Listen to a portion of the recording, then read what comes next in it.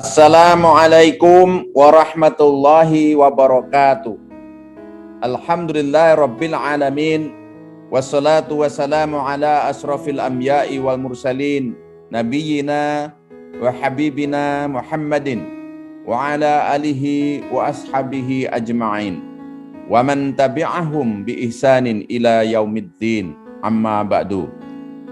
Kaum muslimin rahimakumullah, khususnya jamaah MRJ dan Baitul Mukhlisin. MRJ di Linggabuana dan Baitul Mukhlisin di Ponorogo. Menjelang Idul Fitri yang tinggal beberapa hari lagi, saya ingin menyampaikan beberapa hukum ataupun yang disunahkan pada hari raya. Jamaah sekalian, Aid itu berasal dari kata ta'ada ya'udu yang berarti kembali. Artinya hari raya itu muncul kembali setiap tahun, membawa kegembiraan baru, bisa berbuka, bisa menunaikan zakat fitrah. Kalau Idul Adha berarti ada daging kurban dan lain-lain. Jadi kegembiraan itu datang kembali. Untuk tahun ini, meskipun tidak bisa pulang kampung, tidak bisa sungkem kepada orang tua, insya Allah kegembiraan itu bisa kita raih ya di lingkungan kita masing-masing. Rasulullah SAW bersabda, "Qadimtu alaikum walaukum yaumani tal'abuna fihima fil jahiliyah." Aku datang kepada kalian pada saat datang ke Madinah ini ya, walakum yaumaini, dan untuk kalian ada yaumani, ada dua hari raya, tal'abuna fihima fil jahiliyah, yang bermain-main pada dua hari raya itu pada saat jahiliyah. Ada keterangan bahwa yang dimaksud sini adalah dulu jahiliyah itu orang bangsa Arab merayakan Nairus, yaitu hari pertama tahun Masehi, yang mengikuti Majusi Persia. Kemudian hari raya Mahrojan itu adalah bulan ke-6 dari tahun Masehi ya. Sama ini adalah mengacu pada hari raya yang Majusi ya, Persia. Nah, Rasulullah bersabda, jadi pada saat itu bangsa Arab pada saat masih jahiliyah ya, minum minuman keras dan sebagainya, merayakan dua hari raya itu. Nah, kemudian dengan datangnya Rasul, wa qad abdalakumullahu bihima, dan sungguh aku telah menggantikan kepada kalian dari Allah SWT keduanya, dua hari raya itu, khairon minhumma, yang lebih baik dari keduanya, yaitu yaumal nahri wa yaumal fitri, yaitu hari raya korban, wa yaumal fitri, dan hari raya Idul Fitri. Yaumun nahri itu berarti dikaitkan dengan haji ya, pada setelah wukuf kemudian merayakan Idul Adha dan menyembelih kurban. Nah, kemudian kalau yaumal fitri itu dikaitkan dengan puncak dari ibadah wajib, yaitu puasa Ramadan. Jamaah sekalian, ada beberapa yang disunahkan ya ketika merayakan Idul Fitri ini. Yang pertama adalah berhias. Dalam kitab Zadil Ma'ad, Ibnu Qayyim berkata, Nabi biasanya berangkat ke tempat tanah lapang, jadi tidak ke masjid ya, pada hari raya Idul Fitri dan Idul Adha dengan pakaian yang paling bagus. Beliau memiliki satu khullah, namanya khullah ini baju yang beliau kenakan hanya pada hari raya Idul Fitri dan Idul Adha dan serta hari Jumat. Nah, kemudian yang kedua, sunnah yang kedua adalah sholat di tanah lapang. Jadi pada hari raya Idul Fitri dan Idul Adha itu disunahkan di tanah lapang. Meskipun ada masjid, saat itu ada Masjid Madinah yang pahalanya sangat besar ya. Sholatul fil masjidi hada afdalu min alfi sholatin fihima siwaun illa masjidil haram. Jadi sholatul fil masjidi, sholat di masjidku ini, masjid Madinah, adalah afdalu min alfi sholatin. Afdolnya itu lebih 1000 dari sholat di tempat yang lain kecuali illa Masjidil Haram ya, kecuali di Masjidil Haram. Meskipun sholat di Masjidil Madinah, Masjid Madinah itu pahalanya 1000 kali lipat daripada sholat di tempat lain, namun Rasulullah melaksanakan sholat Idul Fitri dan Idul Adha itu adalah di tanah lapang. Jadi memang sholat Idul Fitri yang akan datang nanti itu disunnahkan di tanah lapang ya, bukan di musola ataupun di masjid. Sunnahnya ya. Namun nanti ada keterangan bahwa bagi yang lemah dan sebagainya itu sholat di masjid, ada imam khusus yang mengimami mereka yang kelompok lemah. Nah, itu idealnya ya, disunahkannya di lapang kecuali bagi mereka yang lemah. Kemudian yang ketiga, disunahkan berangkat dan pulang itu jalannya berbeda ya. Dari Jabir radhiyallahu anhu berkata, kana Nabiyyu sallallahu alaihi wasallam idza kana yaumul Aid khalafat tariq. Jadi Nabi sallallahu alaihi wasallam ketika hari raya itu jalannya berbeda antara berangkat dan pergi. Nah, ini ada yang menjelaskan, ada hikmah kenapa jalannya berbeda. Yang pertama, bisa mengucapkan salam ya kepada warga yang jalan yang berbeda tadi. Kemudian juga bisa mendapatkan keberkahan ya dari jalan yang berbeda itu. Mungkin juga yang ketiga bisa menunaikan keperluan-keperluan di jalan yang berbeda tadi. Kemudian yang keempat tentu membawa syiar Islam. Nah, inilah hikmah dari kenapa Rasulullah mensunnahkan untuk melakukan perjalanan antara berangkat dan pergi, berangkat dan pulang itu menempuh jalan yang berbeda. Kemudian yang keempat, hendaknya disunnahkan ya ini dengan jalan kaki. Jadi tidak berkendara dengan motor ataupun mobil, tapi dengan jalan kaki. Diriwayatkan oleh At-Tirmidzi, Ibnu Majah dan Ali radhiyallahu anhu, dia berkata, yang termasuk sunnah adalah sunnah di dalam merayakan Aid ini adalah berangkat ke tempat sholat atau tanah lapang dengan berjalan kaki. Kemudian yang kelima, jemaah sekalian, bertakbir selama perjalanan. Allah SWT berfirman di dalam surat Al-Baqarah ayat 185, A'udzubillahi minasyaitonirrajim, walitukmilu iddata walitukabbirullahu ala ma hadakum la'allakum tashkurun. Dan hendaknya kamu sempurnakan bilangan dari Ramadan itu artinya selesai hingga Idul Fitri itu kan, walitukabbirullah, dan hendaknya engkau agungkan, kalian agungkan nama Allah ala ma hadakum, yang telah memberikan hidayah kepada kalian sekalian, kalian semua. Wala'allakum tashkurun, yang demikian itu agar kalian semua bersyukur pada Allah SWT.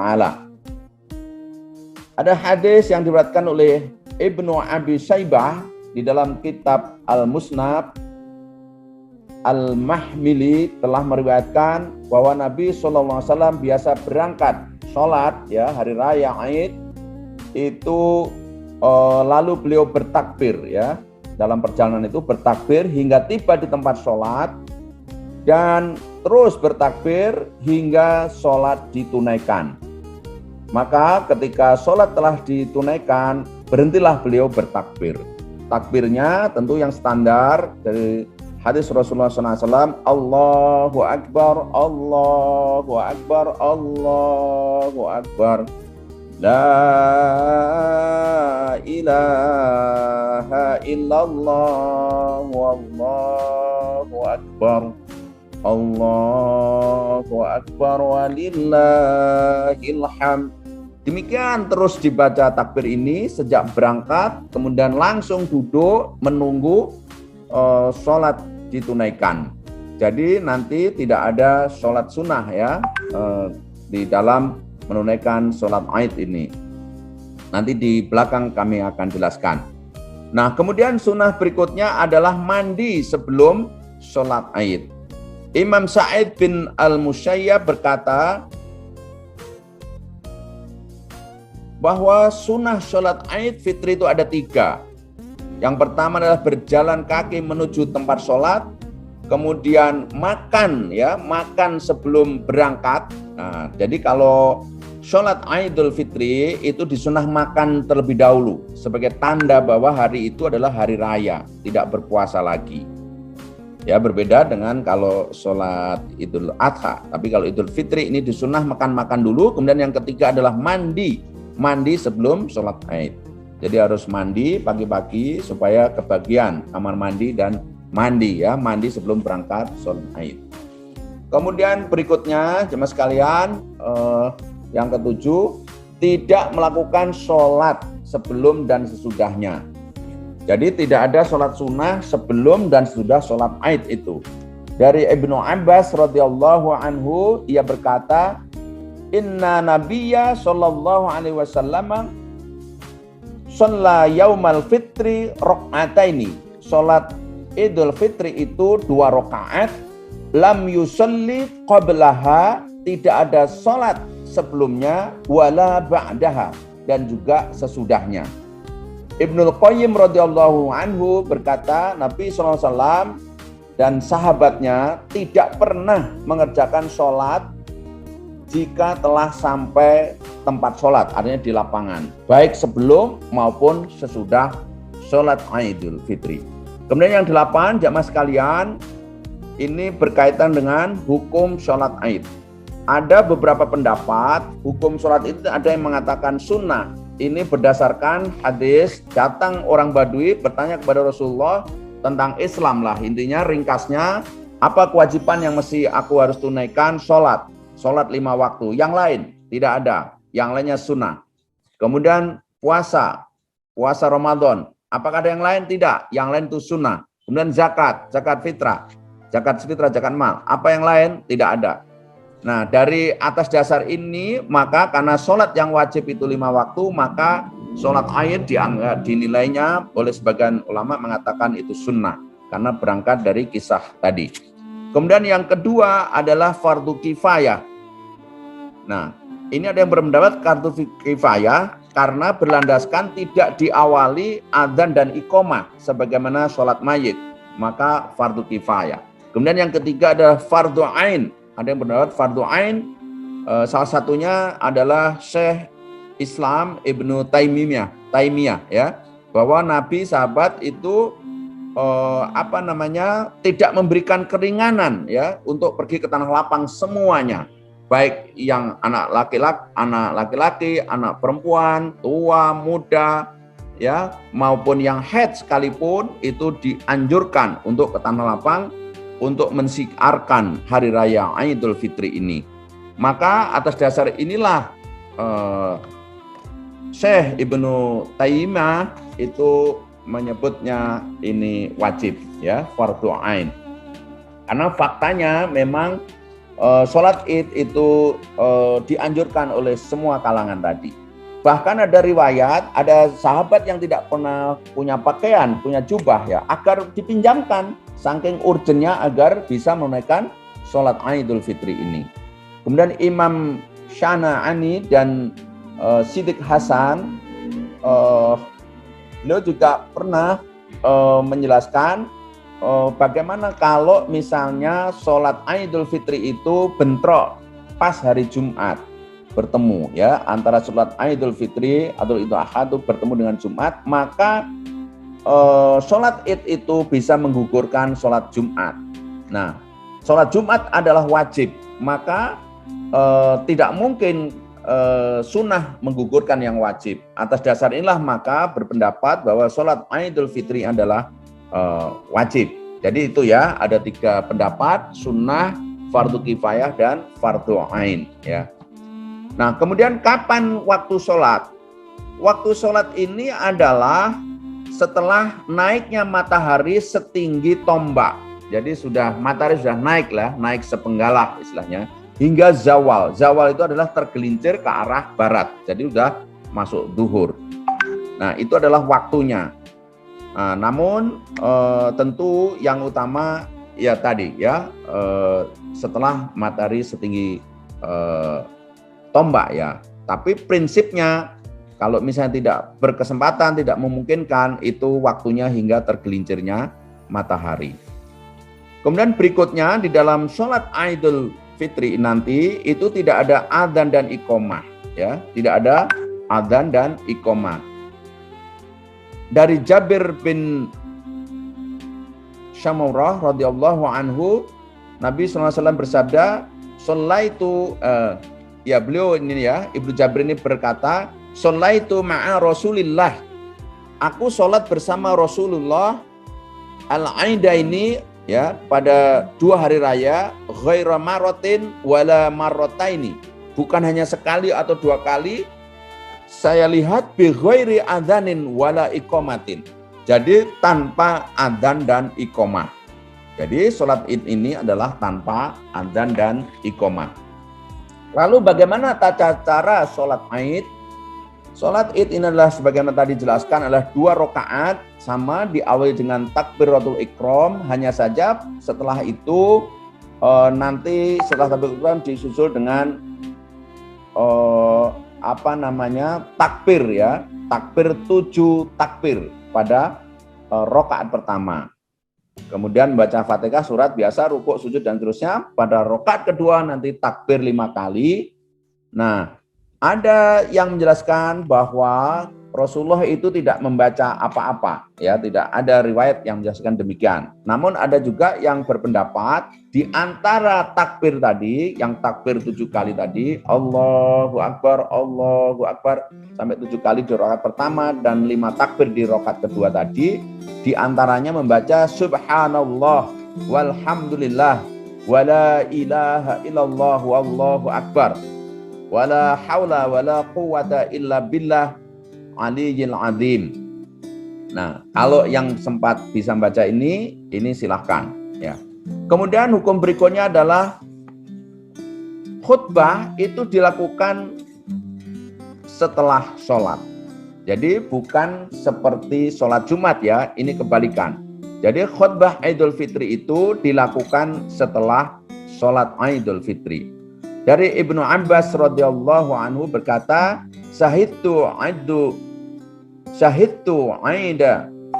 Jadi saya menyaksikan hari raya Aid ma'a Rasulillah bersama Rasulullah SAW, wa Abi Bakrin dan Abu Bakar, wa Umar wa Utsman dan Abu Bakar, Umar dan Utsman, fakulluhum kana yusalluna qablal khutbati. Semuanya sholat ya, mereka itu sholat qablal khutbati. Jadi sholatnya adalah sebelum khutbah. Jadi khutbah itu setelah sholat atau sholat sebelum khutbah ya. Kemudian yang berikutnya adalah mendengarkan khutbah. Nah, jamaah sekalian, memang secara hukum meskipun mendengarkan khutbah ini tidak wajib ya, jadi hukumnya sunnah, terlebih yang berada di barisan depan atau tengah, sebaiknya itu jangan kemudian berdiri ya, sehingga mengganggu jamaah lain yang ingin mendengarkan khutbah. Memang khutbah ini, mendengarkan khutbah ini hukumnya sunnah ya. Inna nakhtubu, sesungguhnya aku akan berkhutbah. Ini Rasulullah bersabda, faman ahabba ayyajlisa lil khutbati falyajlis. Maka barang siapa yang suka ya, yang senang untuk duduk mendengarkan khutbah, falyajlis, maka duduklah. Waman ahabba ayyadhaba, dan barang siapa yang senang untuk pergi, ayyadhaba falyadhab, maka silahkan pergi. Nah, atas dasar hadis inilah maka bahwa mendengarkan khutbah ini hukumnya sunnah ya. Kemudian yang terakhir jamaah sekalian, ucapan hari raya. Ucapan hari raya, Syekhul Islam Ibnu Taimiyah pernah ditanya dan beliau menjelaskan bahwa ucapan Idul Fitri itu adalah taqabbalallahu minna wa minkum. Taqabbalallahu minna wa minkum. Jadi semoga Allah menerima dari kita amal-amal kita dan juga dari amal-amal kalian. Atau taqabbalallahu minna wa minka. Ya, sama, cuman bukan minkum tapi minka ya. Taqabbalallahu minna, semoga Allah menerima dari kita amal-amal kita, wa minka, dan juga amal-amal dari kalian. Demikianlah jamaah sekalian, mudah-mudahan bermanfaat untuk bekal menyambut Idul Fitri 1442 Hijriah tahun ini. Terima kasih, jika ada kekurangan mohon maaf, semoga bermanfaat. Wassalamualaikum warahmatullahi wabarakatuh.